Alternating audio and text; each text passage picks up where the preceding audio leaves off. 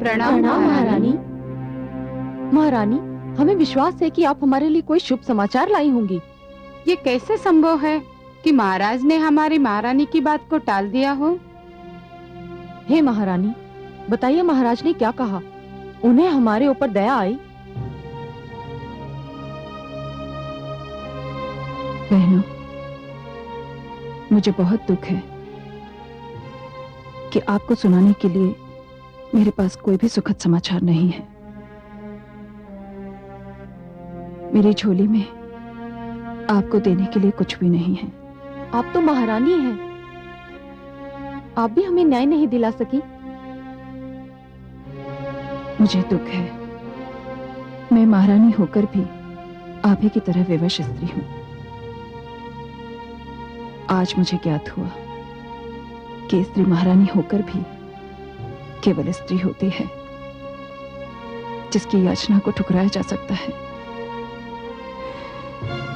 मुझे क्षमा कर देना, मैं आप लोगों के लिए कुछ नहीं कर सकी, कुछ भी नहीं।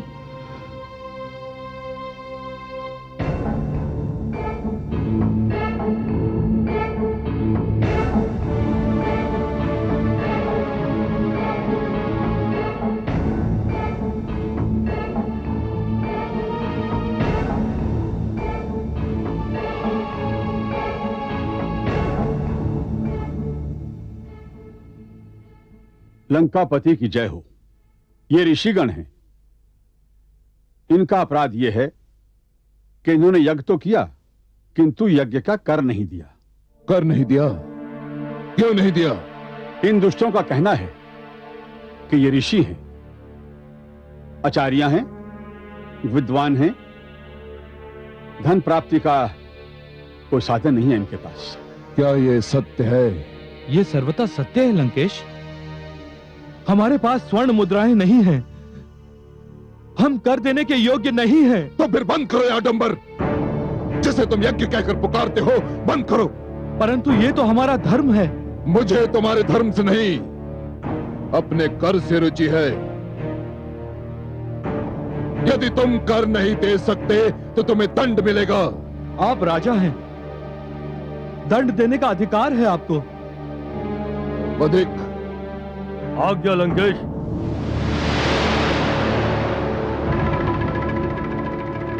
इनके शरीर से 4-4 चषक रक्त निकाल लिया जाए।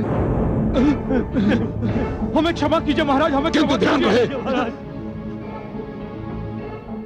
हम इन्हें मृत्यु दंड नहीं दे रहे हैं, इसलिए इनके शरीर से रक्त इस प्रकार निकाला जाए कि ये जीवित भी रहें और जीवन को अभिशाप भी समझें।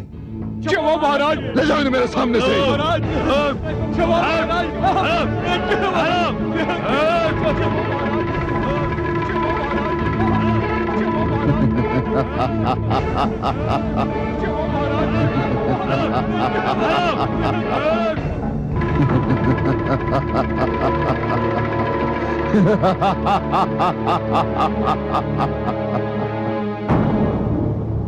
मैं इन यज्ञ करने वाले ऋषियों को एक दिन में नहीं मारूंगा, इतनी सरलता से नहीं मारूंगा। मैं इन्हें इस प्रकार जीवित रहने दूंगा कि इन्हें जीवन से घृणा हो जाए।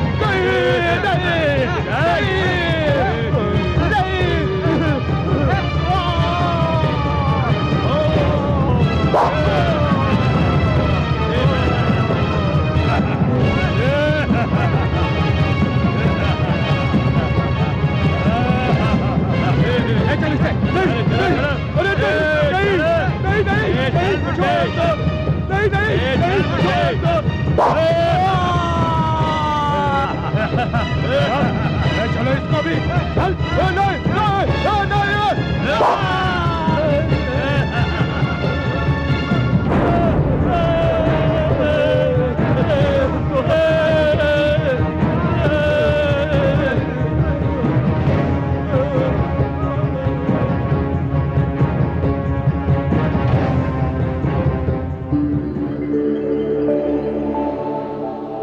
हे कमल नयन, ये तो घोर अन्याय हो रहा है।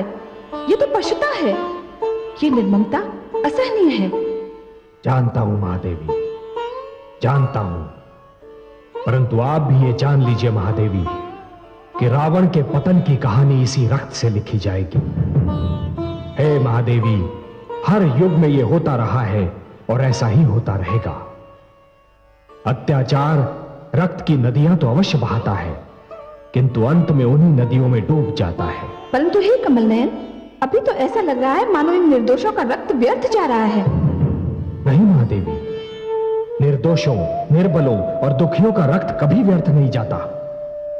महादेवी, जिस प्रकार अंधियारी रात्रि सूर्य की एक किरण का भी सामना नहीं कर पाती, उसी प्रकार अत्याचार क्रांति की पहली चिंगारी को भी सहन नहीं कर पाता। दुखियारी मंदोदरी कितनी भली नारी, कितना दुष्ट के चंगुल में फंस गई। महादेवी, कमल तो सदैव कीट में ही खिलता है ना, और मंदोदरी को इस क्रांति में एक बहुत महत्वपूर्ण भूमिका निभानी है। महादेवी, जिस क्रांति में नारी की भूमिका ना हो, वो क्रांति कभी सफल नहीं हो सकती।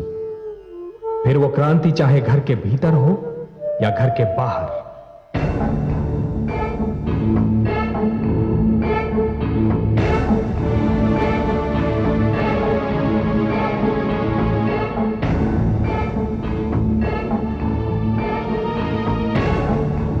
लंकापति की जय हो।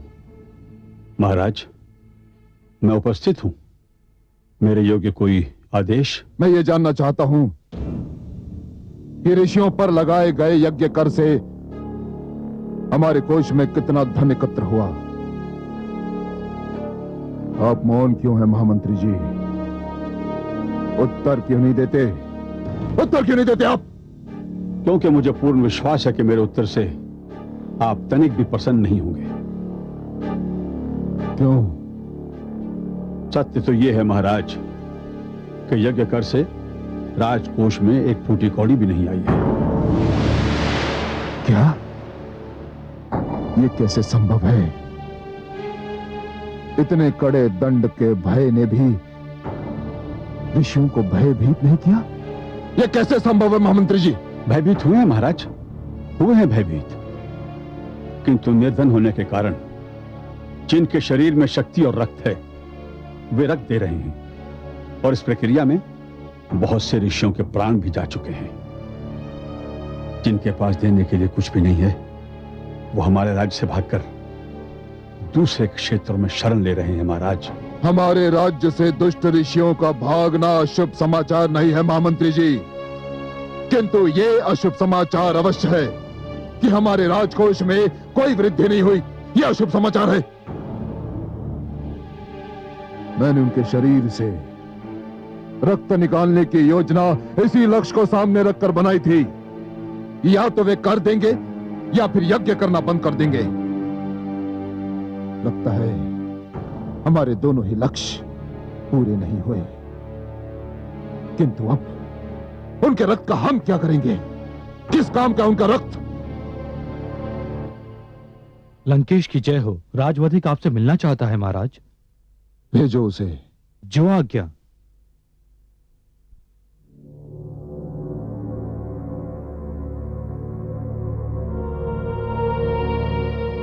महान सम्राट रावण की जय हो। मेरे पास आने का कारण बताओ। महाराज, ऋषियों के शरीर से निकाला हुआ रक्त इतनी बड़ी मात्रा में एकत्र हो गया है कि समस्त वातावरण के दूषित हो जाने का भय है। राजवैद्य ने चेतावनी दी है कि रक्त राज्य सीमाओं से बाहर न निकाला गया तो सारे राज्य में महामारी फैल जाने का भय है महाराज।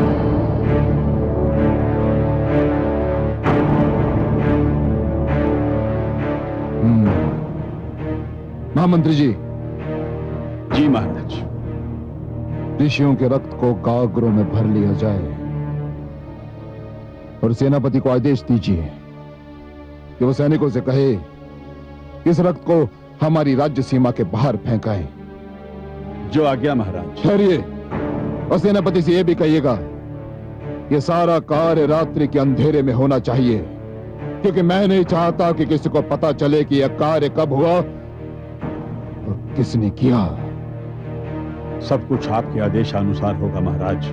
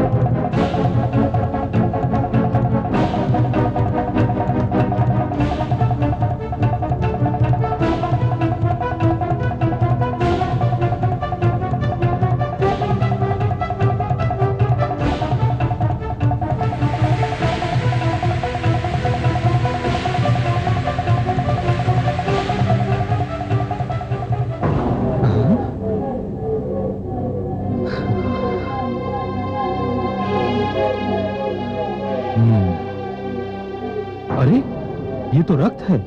ये रक्त कहां से आया? आकाश से। आकाश से?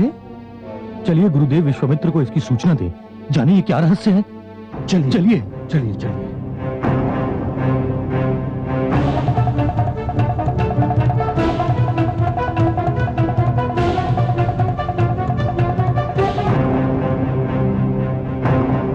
गुरुदेव गुरुदेव गुरुदेव।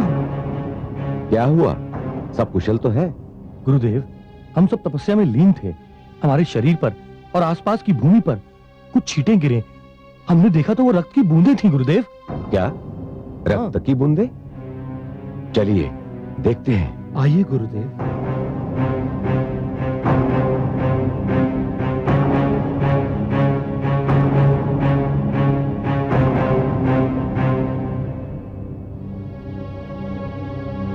ये तो घोर आश्चर्य है। यदि आकाश से रक्त बरसेगा तो इस धरती का क्या होगा? अवश्य ही इस धरती पर कोई प्रकोप टूटने वाला है।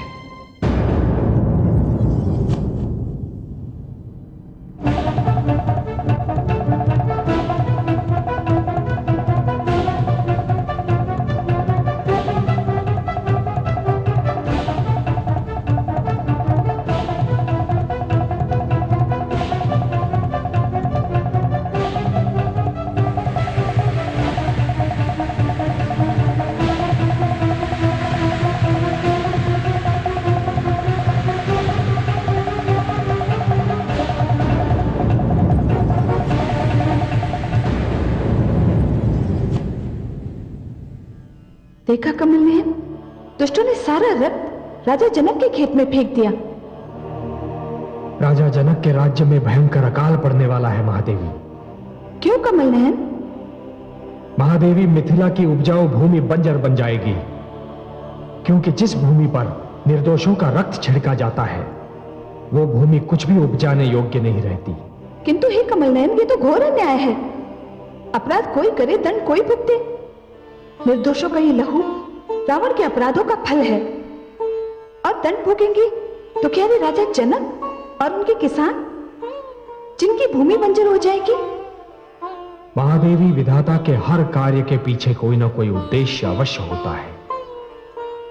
यह तो असंभव है कि रावण को उसके अपराधों का दंड ना मिले, और राजा जनक के राज्य में अकाल का पड़ना यह भी किसी नई कथा का आरंभ सिद्ध होगा। कैसी कथा? अभी मैं इससे अधिक कुछ नहीं कह सकता महादेवी। हाँ, इतना अवश्य जानता हूं कि इस नई कथा की नायिका भी आप ही होंगी। मैं? कैसे? ये न पूछिए महादेवी। नहीं पूछूंगी। मैं जानती हूँ जिस कथा की नायिका मैं रहूंगी उसके नायक तो आप ही होंगे, और जिस कथा के नायक आप होंगे वो कथा मेरे लिए संसार की सुंदरतम कथा होगी।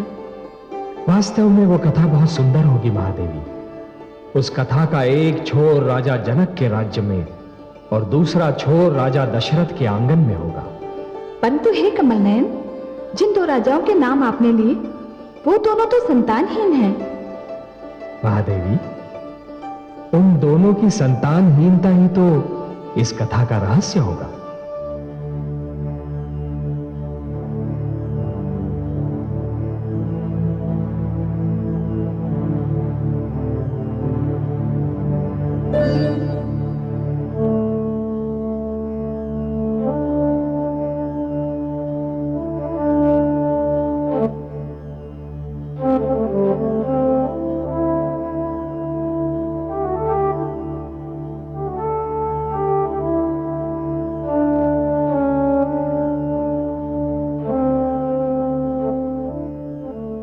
प्रणाम गुरुदेव। यशस्वी भव। कैसे कष्ट किया राजन? हे कुलगुरु, मैं सर्वथा हताश और निराश हो चुका हूं। निराश? किससे? स्वयं से, संसार से और ईश्वर से भी। हे प्रभु, हे प्रभु, ईश्वर से निराश? ये तो पाप है राजन। उसके भेद कोई नहीं जानता। कैसे निराश ना हो गुरुदेव? पहले कौशल्या, फिर सुमित्रा और अब कैकेयी। 3 पत्नियों के होते हुए भी मेरे घर का आंगन सूना पड़ा है। राजन, संतानोत्पत्ति पत्नियों की संख्या पर निर्भर नहीं करती। इसके एक नहीं अनेक कारण होते हैं, और उनमें सबसे बड़ा कारण तो ईश्वर की इच्छा है। तो मैं ईश्वर को कैसे मनाऊं गुरुदेव? क्या प्रार्थना करूं?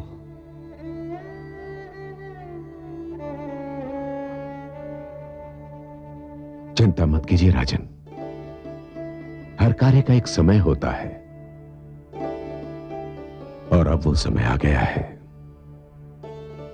मैं आपके घर में संतान की उत्पत्ति के लिए पुत्र कामेष्टि यज्ञ करूंगा, और उसके उपरांत यह असंभव है कि आपके यहां संतान का जन्म ना हो।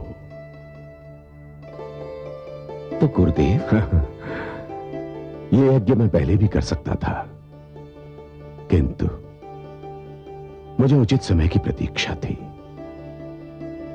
निश्चिंत होकर जाइए राजन, यज्ञ की तैयारी कीजिए।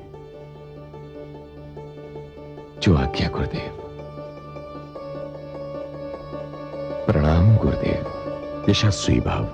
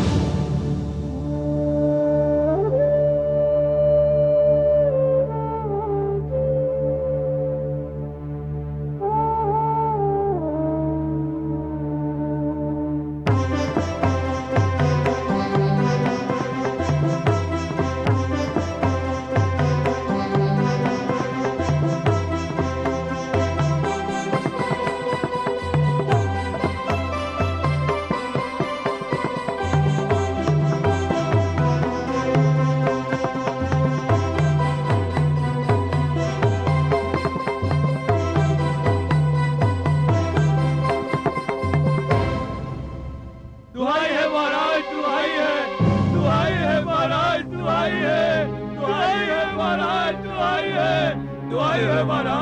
है, दुहाई है महाराज, दुहाई है, दुआई है महाराज, दुआई है, दुआई है महाराज, दुआई है, दुआई है महाराज। क्या बात है? आप लोग इतने अधीर, इतने व्याकुल क्यों हैं? हे महाराज, हम लुट गए, हमारे हरे भरे खेत सूख गए हैं महाराज। महाराज, हमारी उपजाऊ धरती देखते ही देखते बंजर हो गई है महाराज। हे महाराज, सारे ताल तलैया कुएं झरने सूख गए हैं, दूर दूर तक पानी दिखाई नहीं देता महाराज। हमारे पशु पक्षी भूख प्यास से तड़प तड़प कर मर चुके हैं महाराज। हे महाराज, हमारे घर में अन्न का एक दाना भी नहीं है, हमारे बच्चे भूख से बिलक रहे हैं महाराज, भूख से बिलक रहे हैं। महामंत्री जी, आज्ञा महाराज। कोषाध्यक्ष को आदेश दिया जाए कि कोषागार का मुख खोल दिया जाए। यदि अकाल के कारण हमारे राज्य में मृत्यु की एक भी घटना हुई तो उसके लिए सभी कर्मचारियों को उत्तरदायी माना जाएगा। अकाल से पीड़ित प्रजा को जी खोलकर धन दिया जाए, भले ही इससे हमारा समस्त राजकोष रिक्त ही क्यों ना हो जाए। राजन,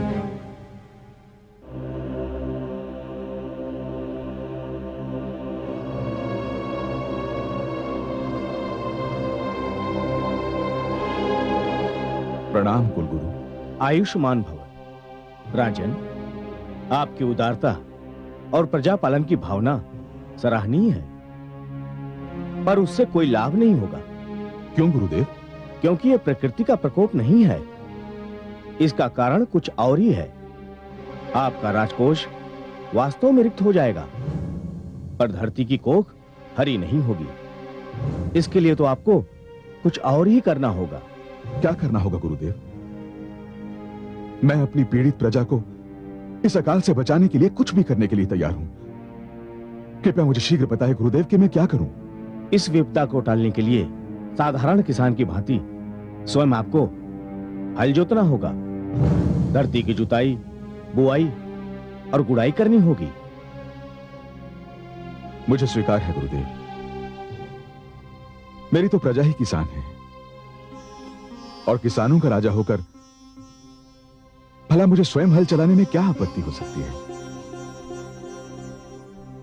संभव है इस अकाल का यही कारण हो कि मैंने किसानों का राजा होना तो स्वीकार कर लिया, परंतु अपनी प्रजा की भांति उसके साथ कभी हल नहीं चलाया, कभी खेती नहीं की।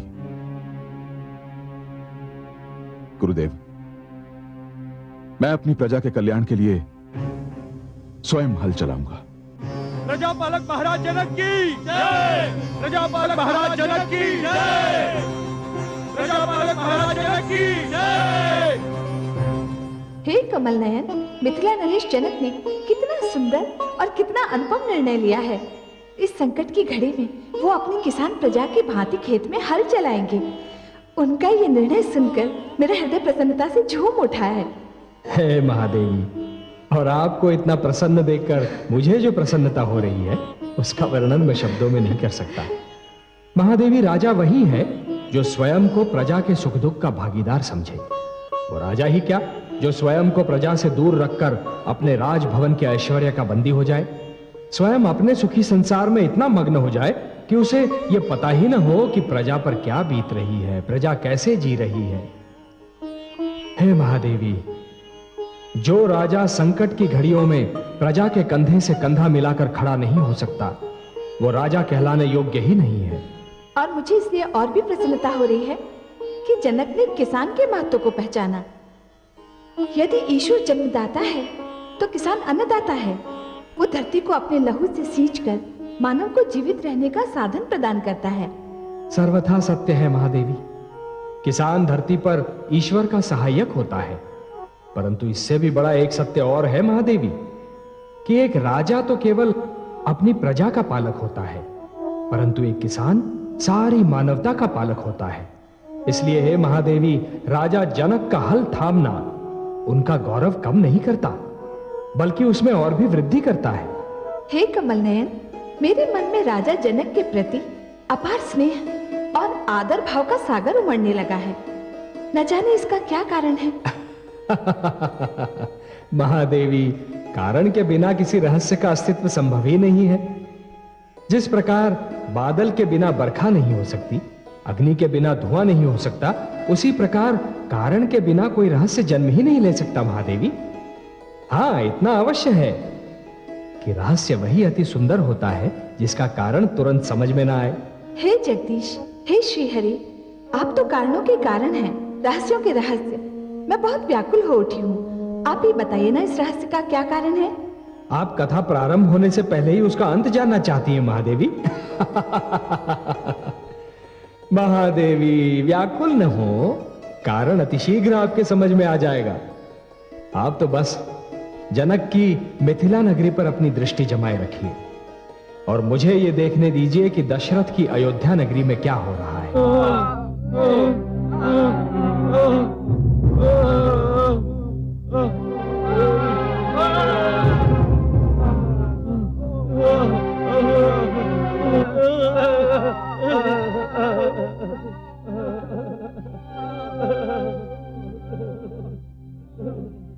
शांत हो जाइए, क्या हुआ?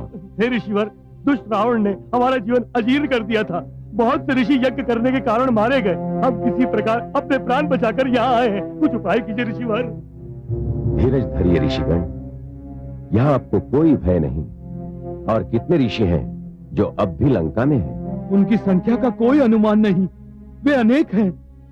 न जाने दुष्ट रावण उनमें से कितनों के प्राण लेगा। कोई उपाय कीजिए ऋषिवर, कोई उपाय कीजिए। उपाय?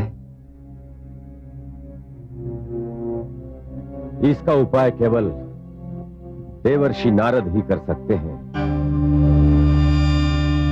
नारायण नारायण, मुझे स्मरण किया ऋषिवर। अरे, आप लोगों की दशा तो बिना कुछ कहे ही अत्याचार की पूरी परिभाषा बता रही है। लंकापति रावण ने इन्हें इस दशा को पहुंचाया है, और यदि सुध न ली गई तो जो ऋषिगण लंका में रह गए हैं, एक एक करके उनका भी अंत हो जाएगा। इसलिए हे देवर्षि, हमारी आपसे यह विनती है कि आप श्री विष्णु से आग्रह करें कि वे इन ऋषियों के संकट का निवारण करने और दुष्ट रावण का नाश करने के लिए इस धरती पर अवतरित हों। होना तो यही चाहिए ऋषि विश्वामित्र, किंतु लक्ष्मी नारायण को मनाने के लिए बड़ी घोर तपस्या करनी होगी, और यह कार्य मैं नहीं कर सकता। आप क्यों नहीं कर सकते देवर्षि? कारण यह है श्रीमान कि मुझसे एक भूल हो गई। मैंने दक्ष के 10 सहस्त्र पुत्रों को दीक्षा देकर सन्यासी बना दिया, जिसके फलस्वरूप दक्ष ने मुझे श्राप दिया कि मैं किसी भी एक स्थान पर कुछ ही क्षण टिक सकता हूं। अब मैं क्या करूं? यदि मैं तपस्या आरंभ करता हूं तो मुझे उस स्थान को कुछ ही क्षणों में छोड़ना पड़ेगा, और भगवान श्री विष्णु को धरती लोक पर लाने के लिए कुछ ही क्षणों की तपस्या तो सर्वथा अपर्याप्त है। इसका समाधान है देवर्षि, और इसका केवल एक ही समाधान है। यदि ये समस्त ऋषि अपने जीवन में की हुई तपस्या का तपोबल आपको दे दें, तो आप एक लंबी तपस्या की क्रिया से बच जाएंगे। हे ऋषिगण, क्या आप इस त्याग के लिए तैयार हैं? ये तो हमारा सौभाग्य होगा।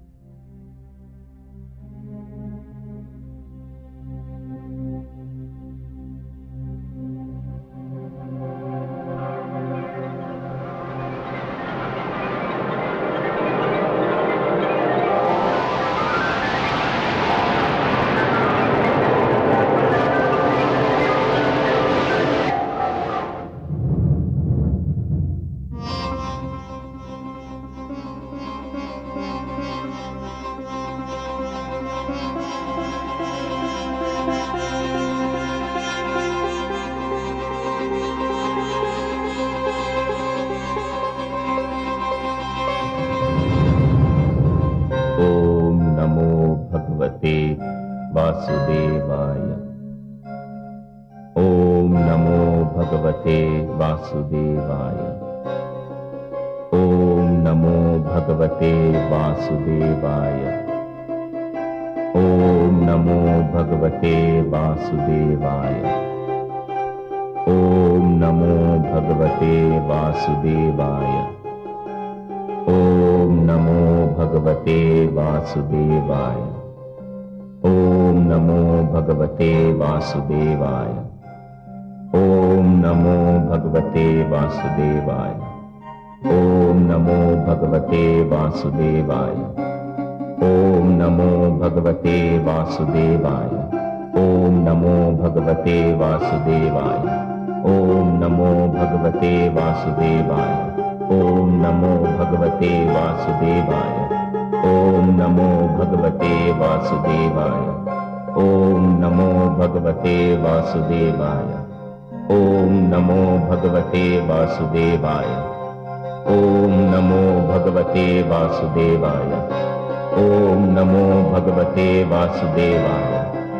ओम नमो भगवते वासुदेवाय। ओम नमो भगवते वासुदेवाय। ओम नमो भगवते वासुदेवाय। ओम नमो भगवते वासुदेवाय। ओम नमो भगवते वासुदेवाय।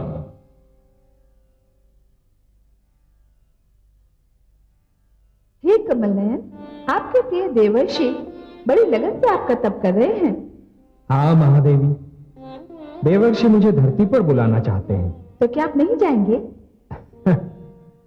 जाऊंगा तो अवश्य, जाना पड़ेगा महादेवी, परंतु मुझे एक चिंता हो रही है।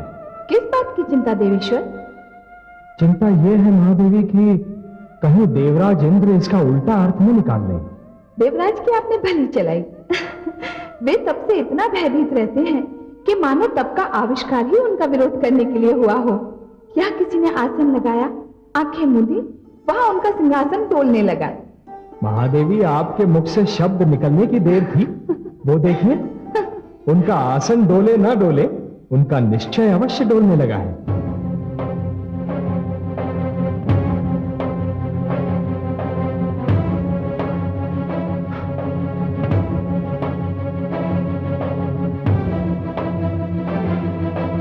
ये देवर्षि को क्या सूझी? क्यों कर रहे हैं तप?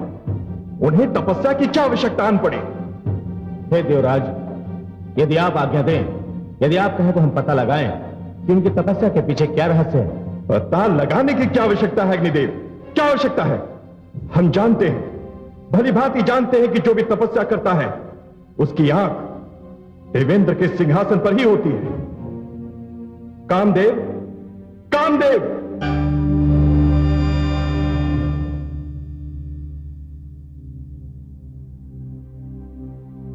मैं उपस्थित हूं देवराज। जाइए किसी भी ढंग से, स्मरण है किसी भी ढंग से, देवर्षि की तपस्या में विघ्न डाल दीजिए। हम नहीं चाहते कि बात इतनी बढ़ जाए कि नियंत्रण के ही बाहर हो जाए। देवर्षि का ध्यान बटा दीजिए, उन्हें तपस्या से रोक दीजिए। जाइए। जो आज्ञा देवराज। हमारी आज्ञा का विलंब पालन हो।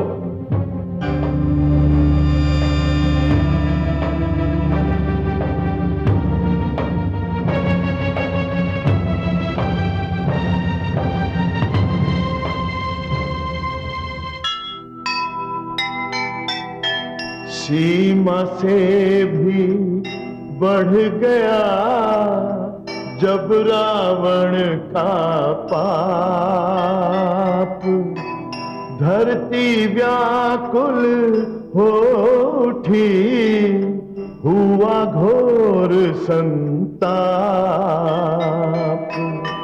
आसन डोला इंद्र का, नारद का तप देख, देवराज को क्या पता क्या है विधि का लेख, क्या है विधि का लेख।